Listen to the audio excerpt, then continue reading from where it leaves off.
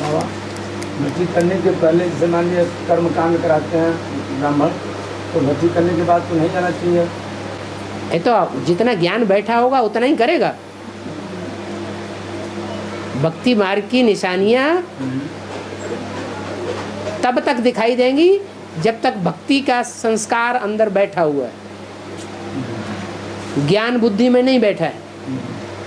और ज्ञान पूरा बुद्धि में बैठ जाएगा, भक्ति की सारी निशानियां उड़ जाएंगी। अपने तो नहीं करते हैं पिताजी, लेकिन अगर कोई जजमान बुलाता है तो कहते हैं क्या करें, कैसे छोड़ दें। हैं पिताजी हाँ भक्ति तो कर लिए हैं, हाँ लौकिक पिता, हाँ अब अपने तो कोई संस्कार नहीं करते हैं। हाँ, तो उन्हें ज्ञान, उनको जब उनकी बुद्धि में ज्ञान बैठ जाएगा तो छूट जाएगी भक्ति। किसी को भक्ति करने के लिए मना थोड़ी करना है। भक्ति नहीं करते हैं, छोड़ दिए।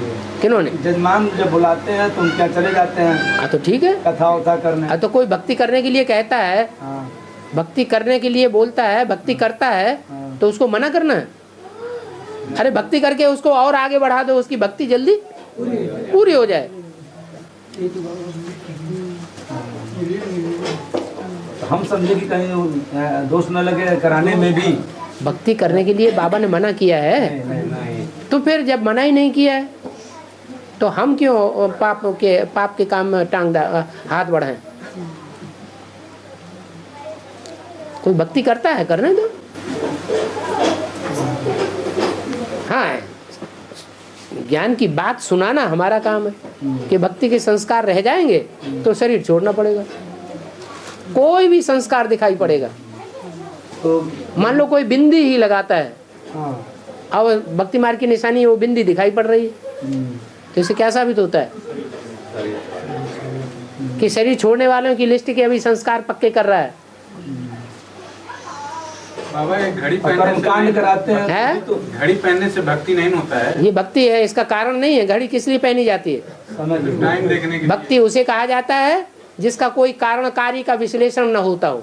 अंधश्रद्धा युक्त तो जो काम किया जाता है, जिसका कोई कारणकारी का विश्लेषण नहीं किया जा सकता, उसको अंधश्रद्धा युक्त भक्ति कहते हैं। अंधश्रद्धा, अंधविश्वास को भक्ति कहा जाता है। घड़ी पहनने का तो कारण है ना। क्या कारण? टाइम देखने का। टाइम देखना है हमें, हमारा हम लेट हो जाएंगे, गाड़ी छूट जाएगी, ट्रेन छूट जाएगी, एरोप्लेन छूट जाएगा,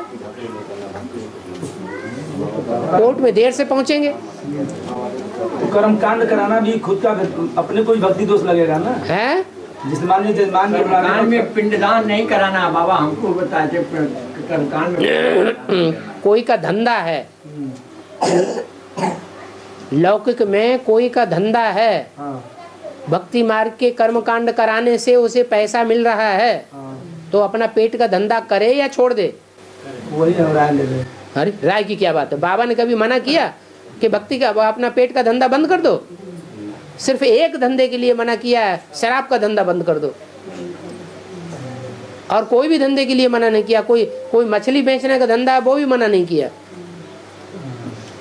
अंडा बेचने का धंधा है, वो भी मना नहीं किया।